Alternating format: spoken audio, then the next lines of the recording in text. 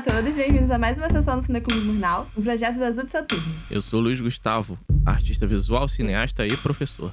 Eu sou Juliana Chaves, artista e cineasta. E o filme de hoje... O filme de hoje é do mestre Akira Kurosawa.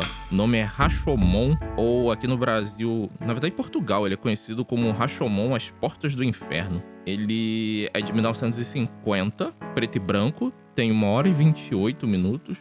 Como eu já falei, né, do mestre Akira Kurosawa.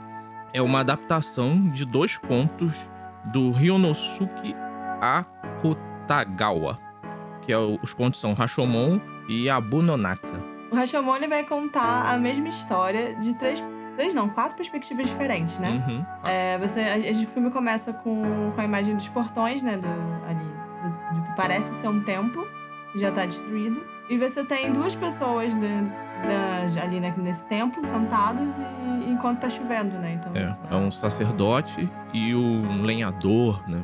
Ele parece com um machado, acho que é um lenhador. Ele é um lenhador. E aí chega uma terceira pessoa que começa a ouvir a conversa dos outros 2, e aí começa a pedir pra eles contarem a história, né? Pra contar por que o cara tava reclamando que não entende. Então eles começam a contar a história de um assassinato, no qual o lenhador e o sacerdote vão de testemunha no julgamento, né? E essa história ela é contada de uma forma fragmentada, né? Como você falou lá no início. Você tem vários pontos de vista. Dentro desses pontos de vista são o começo, que é contado pelo lenhador, dizendo como ele encontra o corpo. Aí a gente tem o monge descrevendo que viu o samurai passando com a esposa no cavalo. Depois a gente tem o do bandido lá, o Tojo Maru, que conta a versão dele. Depois a gente tem a versão da esposa. Depois a gente tem a versão do morto. E por último, lá no final, a gente tem uma versão que vai meio que ser considerada a verdadeira ou a definitiva. Porém, como a narrativa desse filme mostra, eu sei lá, eu pelo menos fiquei com uma dúvida se aquela narrativa final era realmente a verdadeira. O filme deixa claro que ela é, mas pela temática da mentira, né, de que as pessoas contam a melhor versão pra si mesma e pros outros, pra não parecerem elas as vilãs, aí a gente fica na dúvida. Mas acho que essa era a intenção. Até porque quem conta essa última versão é o lenhador, né, que começa contando a história de um jeito, dizendo que ele só achou lá o corpo e fugiu. Inclusive ele mente no julgamento, e a desculpa dele depois no final é que ele não queria se envolver. Só que pela história dele, tipo, cara, você não se envolveu também, tecnicamente. Você só ficou ali olhando o que tá acontecendo. Isso. Então você fica meio naquela, por que tu sabe? Por que você não contou antes? E a história, na verdade, ela é uma história de 2 crimes. A sinopse do filme sempre diz que é um crime, que é o assassinato, mas não, são 2.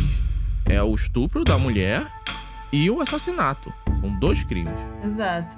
Só que aí a gente tem que agora enfiar o dedo na ferida e criticar um dos maiores cineastas do mundo, né, e principalmente do Japão, porque ele errou nesse ponto, assim como eu acho que o livro também errou, porém é fruto da sua época, né, que é esse machismo estrutural da sociedade como um todo, a sociedade mundial, em específico a japonesa aí, do qual o crime de estupro da mulher isso aí nem entra em cogitação lá no julgamento, né, é só o assassinato do samurai que é o que é julgado.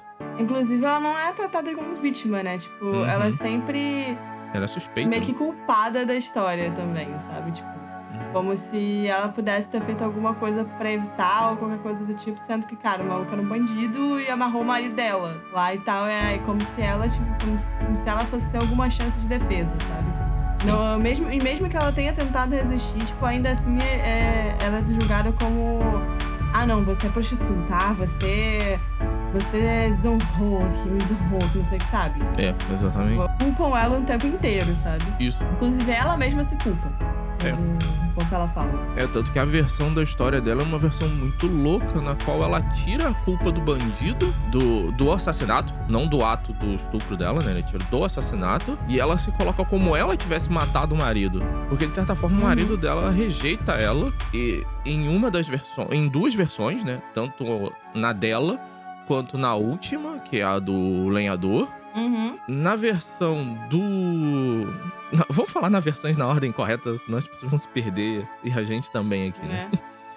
A primeira versão que a gente ouve é que o Tojo Maru, né? Do bandido. que se diz o grande bandido, ele vê a mulher, se apaixona por ela. E isso parece ser um consenso em todas as versões. Mas essa paixão dele não é uma paixão dessa que a gente imagina. Na verdade, ele a vê como objeto. Ele só quer possuí-la e acabou. A gente vê isso e depois ele indo enganar o samurai, acaba prendendo ele lá, força a mulher. Pronto, até aí é consenso em quase todas. Na versão do Tojomaru só tem uma pequena variação que dá a entender que ela quis. Na versão dela é quase a mesma coisa. É aquela situação do... Tô contando a história pra me fazer parecer menos vilão, né? Isso. No final é o que todos eles fazem, né? Uhum. E no final do Tojomaru, ele solta o cara e os dois duelam por ela, pela mulher. E ela foge no meio do duelo e o Tojomaru heroicamente derrota num duelo de espada o marido. Né?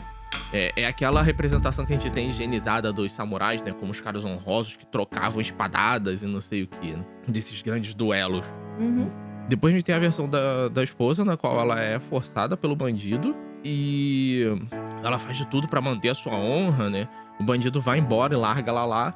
E ela solta o marido e o marido simplesmente a rejeita.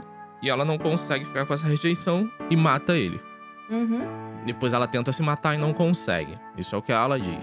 Depois a gente tem a versão do espírito, que aparece lá uma sacerdotisa, né? E convoca o espírito e o espírito fala através dela.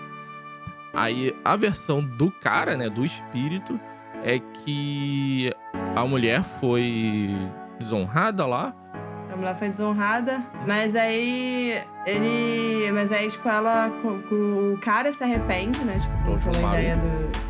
O bandido se arrepende. Inclusive, essa coisa dele se arrepender e de ficar pedindo desculpa pra ela, aparentemente aparece mais de uma versão também, né? Sim, aparece na do lenhador no final. E na do lenhador no final também. E aí ele propõe pra mulher pra abandonar o marido, porque ele sabe que segundo as regras da sociedade, ela não pode voltar com o marido. E aí, segundo o cara, ela aceita. E aí ele fica bolado.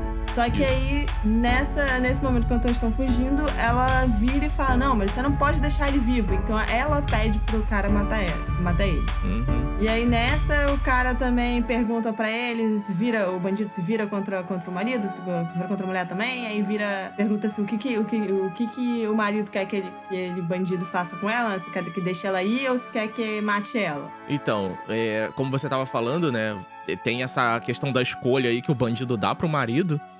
E acaba que a mulher foge, o bandido vai embora junto também.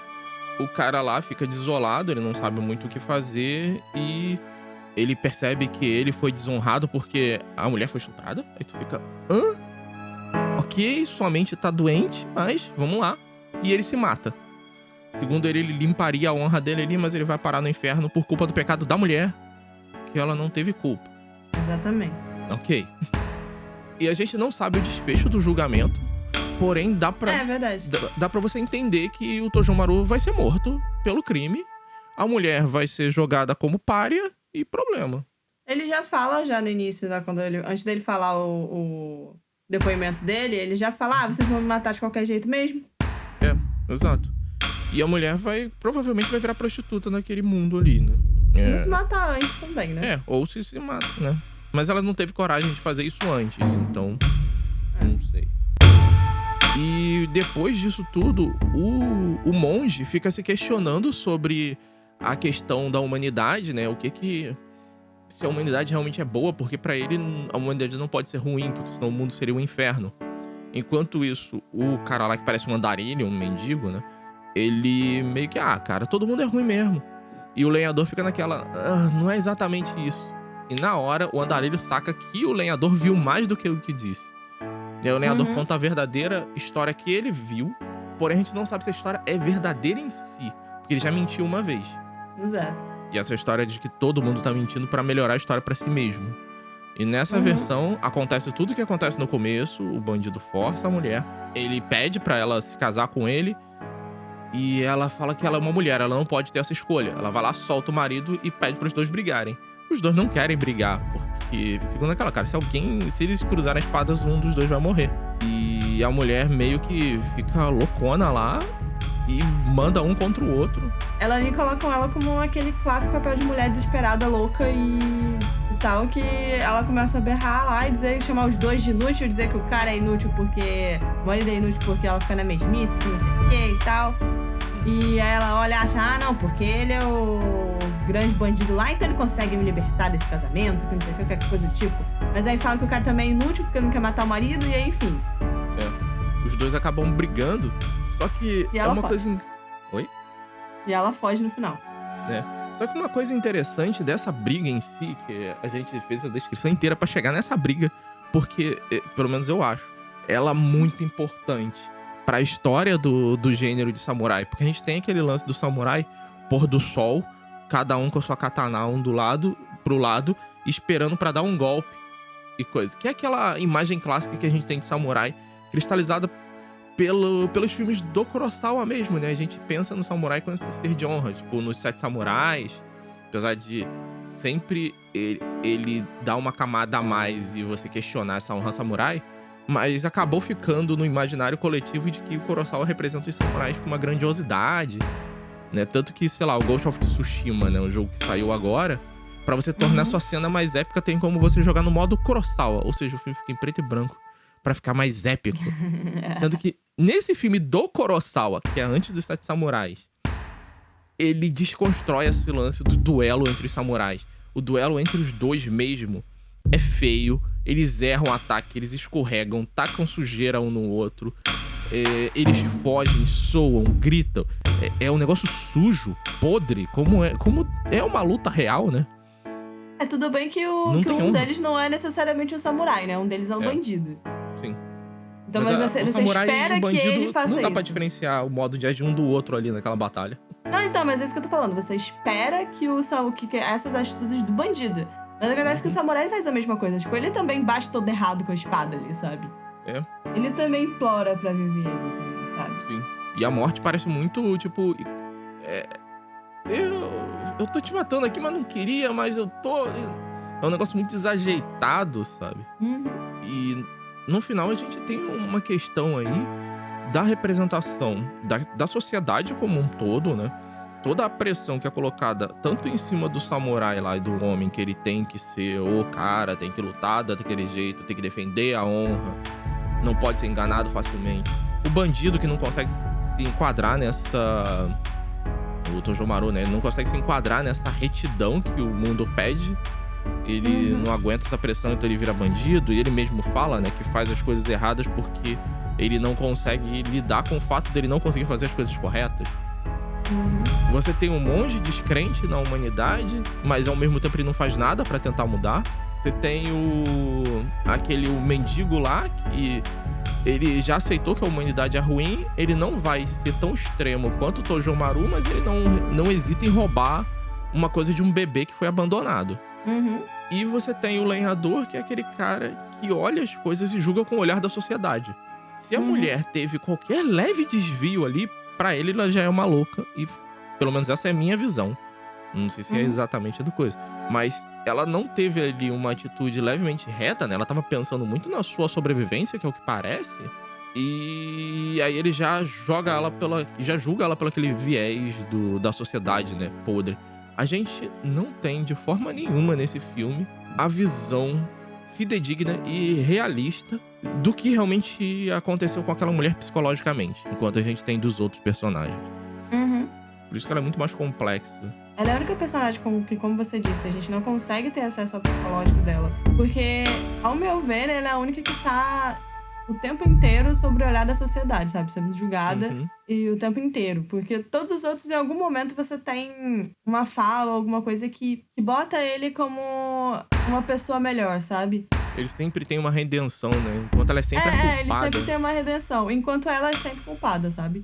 Inclusive por ela mesma. Enquanto todos os outros, em algum momento, dizem, tipo, não, eu fiz isso aqui, mas não era tão errado assim, sabe? Eu tava... Tipo, eu fui... No final eu fui honroso. Ou, tipo, eu me matei porque... Mas a culpa não foi minha. Tipo, foram eles que me desonraram, sabe? Faz todo Enquanto... sentido. Tanto que... inclusive o cara começa com essa frase, né? Falando que ele tá no inferno, é a culpa dos dois. Não é dele. E enquanto ela sempre tá assumindo a culpa de alguma maneira ou de outra. E ela tá sempre como a louca sabe? Hum, No meio da sim. história ali. Foi aquilo que você falou também, né? Ela nunca é vista como a vítima. É sempre vista É. como a suspeita ou a vilã, né, no caso. Uhum. Não, e sempre botam a culpa do estupro nela. Uhum. Quando a vítima nunca tem culpa. É um filme difícil, né? Ele tá representando ali também um período muito específico. Que, se eu não me engano, entre o século XI e o século... Sei lá, a história do Japão é muito difícil de você olhar pra imagem e falar, olha só, isso aqui tá representando o século tal. É muito difícil. Eles tiveram um período ali onde, basicamente, pra nós que não conhecemos a fundo, basicamente tudo parece a mesma época, né? Então é meio difícil. Segundo algumas coisas que eu li na internet, é século XI. Não tem como afirmar isso. Mas é esse período, né, do meio que ascensão e queda dos samurais, dessa honra exacerbada que eles nutrem, que no final das contas é danosa pra todos, né? Assim como na nossa sociedade. O machismo ele é danoso pra todos. E esse filme, ele é construído em cima dessa engrenagem. Uma coisa interessante e esquisita também é que no final eles acham aquele bebê lá, né? E eles estão num portal. O andarilho, né? Parece um mendigo, sei lá. Ele chega, ouve as histórias de todo mundo e ele sai ainda chovendo e pelo mesmo lado. E roubando, né? Roubando a criança. Monge... roubando o kimono que foi deixado lá pra proteger a criança, né? O monge, ele tá descrente da humanidade, então ele tá nesse meio do caminho e ele não sai do portal, ele fica ali, né? E a primeira visão que a gente tem dele é no portal. Termina o filme, a última visão que a gente tem dele é ele no portal, ele não sai. Ele tá nesse mas também limiar, a função né? do monge é essa, né? É ficar entre o limite dos dois mundos, de certa maneira. Sim. E auxiliar os outros. Já o lenhador lhe é confiado a criança, né? Pra ele cuidar. Seria essa ideia do novo, essa esperança. E ele sai pela frente, né? Do portão, não é? Ele sai pela frente. Seria a frente, né? Que é onde tem a placa lá, que é o que tá escrito Rashomon, né? Que é o lado oposto do qual o andarilho coisa, né? Ou seja, ele é o único que atravessa o portão, né? E aí ele sai também quando já não tá chovendo, né? Sim. Sim, essa ideia também de atravessar o portão que você falou, né? Porque além de você ter a ideia de morte, e também tá atrelado a isso, né? De você atravessar entre os dois mundos e tal, que esses portões... Não aquele ali em específico, ele já é dentro já é o templo já, né? Uhum. Mas é aqueles portões que normalmente você vê, aqueles... eu esqueci o nome daquilo. Mas enfim, que ficam na frente da entrada... Antes da entrada do templo, normalmente aquilo ali, na cultura japonesa, é uma passagem entre os dois mundos, né? Tanto o mundo da gente quanto o mundo dos espíritos. Uhum. Mas ali também você tem ideias de transformação, né? Que você tá atrelado com você atravessar portas e tudo mais. E aí eu acho que pra gente também. Sim. Aqui no A gente tem esse lance, né? Da porta mudar as coisas. Uhum. Então, desde a gente pensar num Alice, no País das Maravilhas, eu tô jogando assim mais alto, né? Até outras histórias de que a pessoa atravessa com outro mundo, né? Sim. Só que é uma coisa interessante, né? Que normalmente essa atravessar pro outro mundo, e aí pegando a jornada do herói, atravessar o primeiro limiar, ele é o início da aventura. No Rashomon, ele é o início de algo, mas não da história do Rashomon. A história do Rashomon já aconteceu, ela já terminou e ela não é confiável. Sim. A única coisa que a gente pode tirar dela é a lição do que foi dito e de como é que as pessoas dizem as coisas, né? Que na real, acho que a grande coisa por trás do filme é que aquilo, né? Que acho que é mais o dilema do monge ali, daquilo que eu perdi a fé na humanidade, né, sabe? Tipo, que todo mundo mente, todo mundo é ruim. Mas aí no final ele tem uma pontinha de esperança, sabe? Eu acho que essa que é a grande mensagem ali do filme, sabe? Do que tá no filme, né? De você no final das contas não perder a fé na humanidade. É difícil às vezes, mas enfim. Sim. E eu acho também de tentar fazer, e aí mais uma coisa minha aqui, mas é de tentar fazer o máximo que você puder pra tornar o mundo melhor. Sim. E dentro da discussão que a gente teve, né, durante esse programa aqui, é ver o quanto que as nossas narrativas que a gente cria, narrativas que eu digo aqui não é histórias em si, tô falando narrativas quando a gente vai contar um fato ou vai agir de alguma maneira no mundo, o quanto isso não tá moldado pela visão de sociedade ou pela visão que a gente quer que os outros tenham da gente e que nós mesmos tenhamos de nós. Uhum. Então, por exemplo, o bandido queria se mostrar como um grande guerreiro a ponto de vencer um samurai num duelo justo e heróico, que obviamente ele não é. Ou seja, ele tava tentando criar essa visão pra ele, né? Tanto pra ele mesmo quanto pra sociedade o ver daquela forma. Uhum. E a gente tem que ver, né, enquanto é isso. Enquanto às vezes você pode estar se vitimizando, quando na verdade você não é vítima.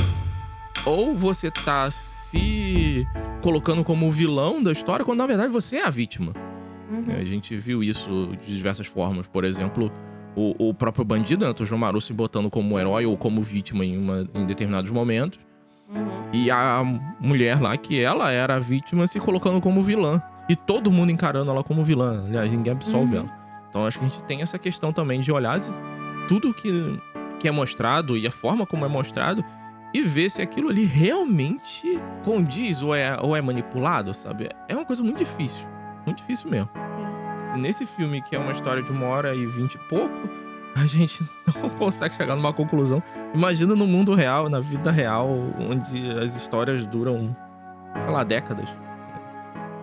Exato. Mas é aquela coisa, na verdade, relativa. E acho que é isso, né? Então valeu, pessoal.